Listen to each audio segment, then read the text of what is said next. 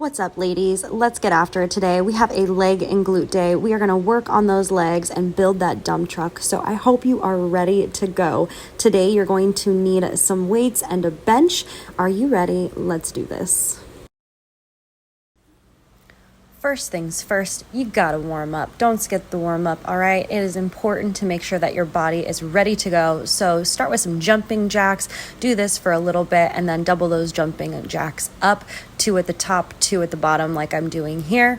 Once you finish up with about, 45 seconds to a minute of some jumping jacks, you want to add in some high knees, some butt kicks, some lateral lunges. That way you really get that dynamic warm up in.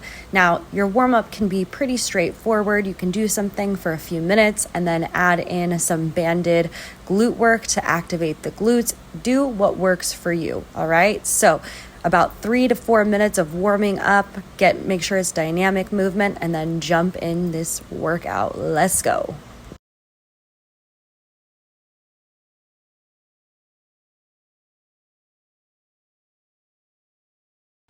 Depending on the day, but most of the time, I like to start with my heavier compound lifts first.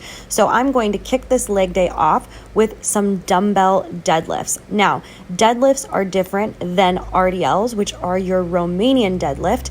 In your deadlifts, you are going to have a little bit more flexion in the knees. You're still going to hinge at the hips, but the focus is really going to be on the hamstrings, the glutes, and the lower back. Next up, a unilateral exercise called a Bulgarian split squat. All right, so one foot is going to be placed on the bench behind you and then one foot on the floor. You really want to make sure that you are not extending the knee past the toe and that you're not too far forward so that the load is really directed towards the hamstring, the glute, and there's going to be some quad activation here as well. Next, we have a dumbbell hip thrust. Now, you're going to need some kind of ledge, whether it's a bench, a couch, a coffee table, ottoman, something. You're going to place the heavy dumbbell in your lap on top of your quads. I'm also using a cotton band or hip circle here around my quads as well to create that little extra tension where I have to focus on pressing my knees out and away from each other.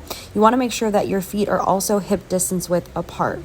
Now, when you are doing this exercise, you want to make sure that the tip of your shoulder blades or your bra line is right on that bench and your gaze stays forward, okay? So really important that you go down and then press the hips up. So I did a full range of motion first, and then I followed it up with a 1.5 rep. So a little half pulse at the top. It is brutal. The next type of rep variation that I really like to do is a negative rep count. So you press up at a tempo of 1, then you lower your hips down 4, 3, 2, 1, then using some force, press your hips back up. This is a great way to incorporate a little bit more tension on the glutes. Time under tension is a great way to kind of make do with what you have. So if you don't have, a proper barbell or you only have a certain amount of dumbbells and the heaviest one just isn't cutting it, incorporating a negative rep and a 1.5 rep is a great way to challenge your muscles and use that time under tension. Once I've wrapped up my 4 sets of hip thrusts, I like to kind of exhaust the glute muscles here by doing some prone frog pumps. So lying on a bench with a band around my quads, bringing the heels together, you're going to lower the knees and then forcefully press them back up. Now it's time to switch our focus a little bit more towards the quads to give the hamstrings and glutes a break. So I like to load the weights up to the front of the shoulders and do stationary lunges to really activate and challenge the quads. So you want a nice wide stance. Think train tracks, not a tightrope, so that way you don't lose your balance. Next up are sumo squats. So with your feet a little wider than your hips, you're going to point your toes out, hold the weight at your chest, lower your hips down, and then press through the heels. Squeeze your glutes at the top without pressing your low back forward.